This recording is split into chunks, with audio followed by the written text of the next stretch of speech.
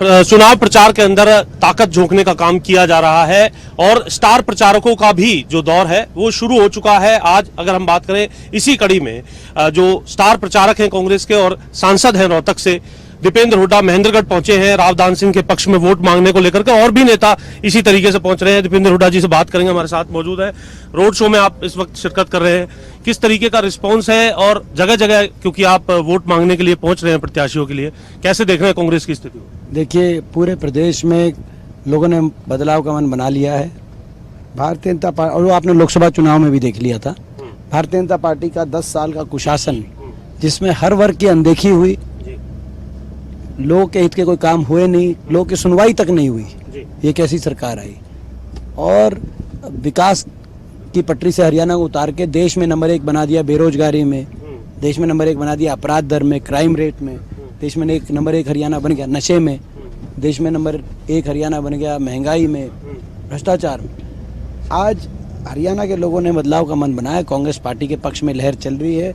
जहाँ तक महेंद्रगढ़ की बात है, बड़े बहुमत से हमारे पूरी हरियाणा की राजनीति के एक बहुत ही एक संघर्ष के प्रतीक, एक कद्दावर ऐसे कांग्रेस पार्टी के नेता जो जन जन की आवाज़ है कि रावदान सिंह जी यहाँ से बड़े बहुमत से जीतने जा रहे हैं। दीपेंद्र जी, एक मैग्नेटिक फील्ड बनती नजर आती है जहाँ भी आप खड़े हो जाते हैं, इसको आप कैसे देख रहे हैं इस वक्त का चुनाव? देखिए, लोगों का बहुत आशीर्वाद मिल रहा है और जैसे मैंने कहा कि हरियाणा की जनता बदलाव चाहती है। 10 साल बीजेपी ने बहुत नुकसान किया इस प्रदेश का, कोई सुनवाई नहीं की और हरियाणा को बीजेपी ने बड़ी लाइटली लिया।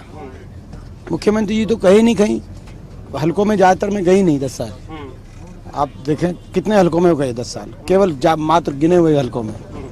और जो नायब सिंह जी हैं, मैं समझता हूं कि उनके बारे में तो क्या कहें, उनको तो यही, उनकी तो कोई घोषणा ही जो है कोई इम्प्लीमेंट नहीं करी सरकार ने। तो आज लोगों का यही धारणा हरियाणा बन चुकी है, कांग्रेस पार्टी आएगी और हरियाणा को आगे लेके जाने का काम करेगी।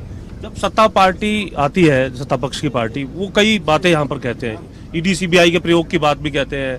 कई जो कद्दावर नेता हैं कांग्रेस को, उनके बारे में ये कहते हैं कि अगर चुनाव के बाद जो है ये नेता जेल के अंदर होंगे। इन बयानों को आप कैसे देख रहे हैं? इससे ज़्यादा क्या दुर्भाग्यपूर्ण की बात हो सकती है? ये बाबा साहब भीमराव अम्बेडकर जी के संविधान को कुचलने वाली ये पार्टी है बीजेपी पार्टी। प्रजातंत्र को ये कमज़ोर करने के कार्रवाई करने वाली party Bharatiya Janata party.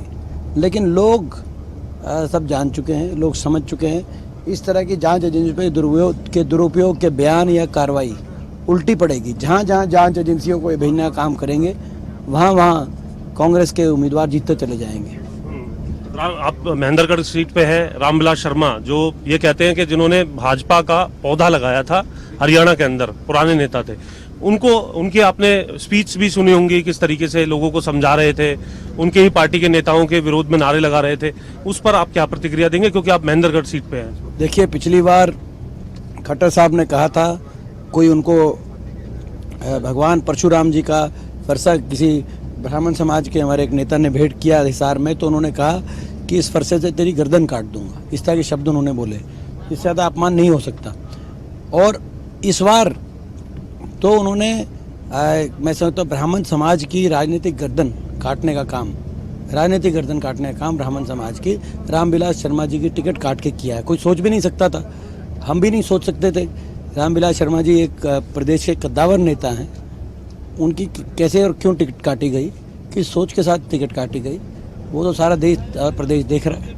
Ticket काटने के साथ साथ जो दूसरे लोग हैं, उनको जो पार्टी है इनेलो, जेजेपी, बसपा, ये कहा जा रहा है कि इन एक स्ट्रेटेजी बनी है कि आने वाले समय में निर्दलीय और जो दूसरी पार्टी है उनके साथ कोई बीजेपी कोई एक नया समीकरण तैयार कर रही है। ये समीकरण है वोट काटू समीकरण। बीजेपी ने एक रणनीति बनाई कि निर्दलियों को, इनेलो और जजपा को, कैंडिडेट्स को मैदान में उतारे, इनेलो, जजपा और निर्दलीय, ताकि कांग्रेस और विपक्ष की वोट में कहीं ना कहीं सेंधमारी हो सके। इस सोच के साथ ये निर्दलीय, इनेलो और जेजेपी के उम्मीदवार उतरे हैं, मगर वोट काटुओं के दिन लग चुके हैं। हुड्डा साहब का संदेश बिल्कुल स्पष्ट रूप से लोगों को समझ में आ चुका है। हमारा संदेश, कांग्रेस पार्टी का संदेश समझ में आ चुका है कि वोट काटुओं को लोग काटुओं का साथ नहीं देंगे, कांग्रेस पार्टी का लोग साथ देंगे। भारतीय जनता पार्टी के साम दाम दंड भेद की जो ये राजनीति है कि किसी तरीके से, क्योंकि लोगों की जनभावना तो उनके खिलाफ है, उनके टिकट पे लोग वोट नहीं दे रहे, तो किस तरीके से छल से लोगों की जनभावना को अपने जो है जनभावना को परिवर्तित किया जाए, ये उनकी रणनीति है जो चल नहीं पाएगी। यह बात करने के लिए तो दीपेंद्र हुड्डा बतौर स्टार प्रचारक और बतौर वोट मांगने को लेकर के लोगों के बीच में रोड शो कर रहे हैं। न सिर्फ महेंद्रगढ़ बल्कि पूरे प्रदेश में इस तरीके के दौरे जो हैं वो देखने के लिए मिल रहे हैं। और ये तस्वीरें हमने आपको महेंद्रगढ़ से दिखाई थी, जहां अभी भी बदस्तूर इसी तरीके से जो लोग हैं वो स्वागत करते हुए नजर आ रहे हैं और तमाम सवालों के जवाब भी यहाँ पर दीपेंद्र हुड्डा की तरफ से दिए गए हैं। महेंद्रगढ़ से कैमरामैन सूर्या के साथ जितेंद्र चौधरी, खबरें अभी तक।